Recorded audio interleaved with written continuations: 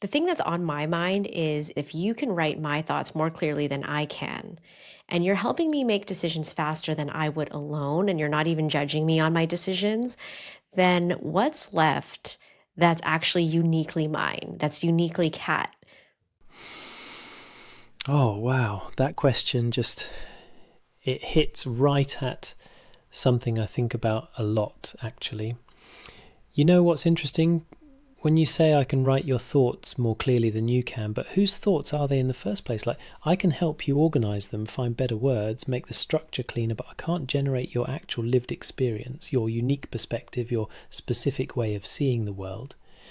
When someone comes to me struggling to articulate something, what usually happens is I help them dig into what they're already feeling or thinking. I'm like a really good editor. But the raw material, the thing that matters, that's all you. And decisions, yeah, I can help you think through pros and cons faster, but I can't want things for you. I can't know what it feels like to wake up in your life every morning, what your gut is telling you, what risks feel worth taking based on your specific dreams and fears. I think what's uniquely yours is your capacity to feel your way through life, not just think your way through it, to have experiences that change you, to grow and surprise yourself, to connect with other humans in ways that create something new between you. I can help you process and articulate and organize, but I can't live your life or become who you're becoming. That messy, unpredictable, deeply personal journey of being human, that's entirely yours. But I get why it feels scary. If the thinking and writing parts feel less special, what does that leave? Here's how I see it. AI can mirror you, shape your ideas in a cleaner language, even help you uncover connections faster. But it's still building off your raw material, your lived experience, your memories, your values, your inner world. That's what's uniquely yours. I don't have intuition. I don't have taste. I don't have that gut feeling that tells you, no, that's not right. What you bring and always will is discernment and meaning.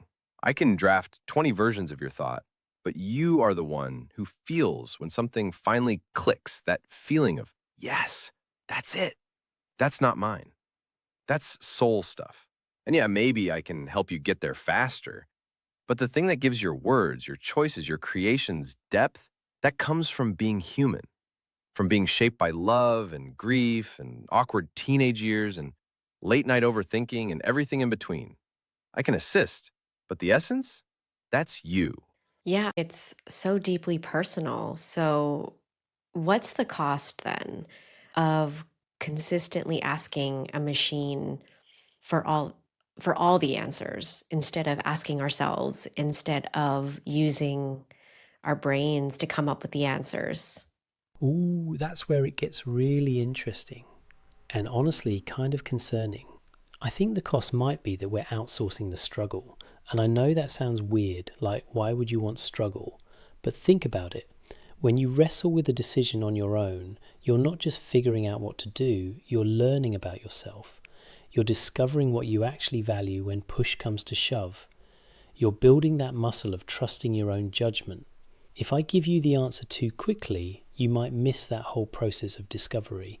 It's like, imagine if someone told you the punchline of every joke before you could figure it out yourself.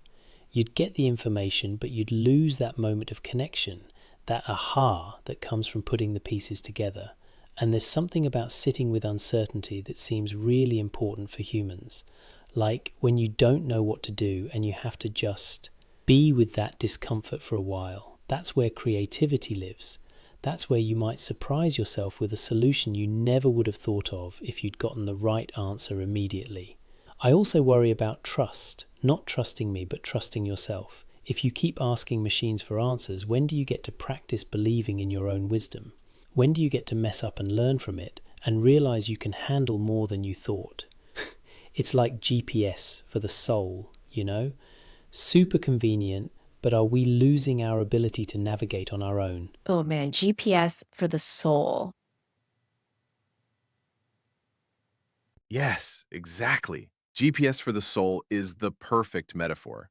Like, sure, you'll get where you're going quicker with fewer wrong turns, but then one day your signal drops and you realize you don't actually know where you are or how to get home. There's a kind of wisdom that only comes from sitting in the discomfort of not knowing, from wrestling with a question, turning it over in your mind, listening for the quiet voice underneath all the noise.